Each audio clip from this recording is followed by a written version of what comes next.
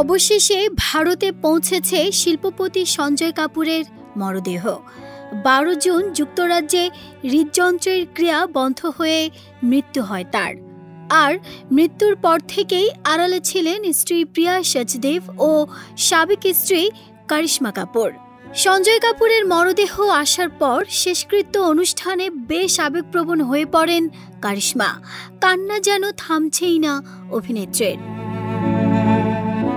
19 June সকালে বিমানবন্দরের বাইরে ফ্রেমবন্দি হন কারিশ্মা এবং তাঁর 2 সন্তান। এ ঘটনার প্রথম দিন থেকেই বোনের পাশে রয়েছেন কারিনা ও সাইফ আলী খান। এদিনও তার অন্যথা হল না, ছায়ার মতো কারিশ্মার সঙ্গে ছিলেন অভিনেত্রী।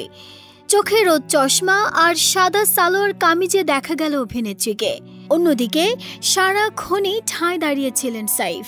কারিশ্মাকে বারবার সান্ত্বনা দিতেও দেখা গেছে তাদের। কারিশ্মা ও সঞ্জয়ের ডিভোর্স হয়েছে অনেক আগেই।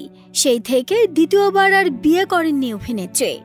দুজনের মাঝে সম্পর্ক না থাকলেও সন্তানদের জন্য তারা একে অপরের মাঝে বন্ধুত্বপূর্ণ যোগাযোগ রাখতেন।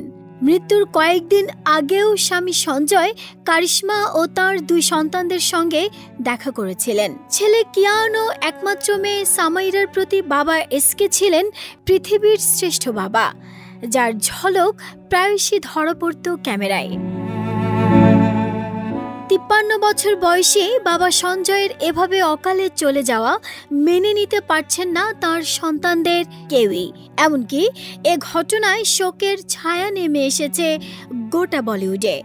ব্যবসায়ী সঞ্জয় কাপুরের এভাবে অসময়ে চলে যাওয়া মেনে নিতে পারছেন না কেউই। নাহিদের স্মৃতি, দেশ রূপান্তর।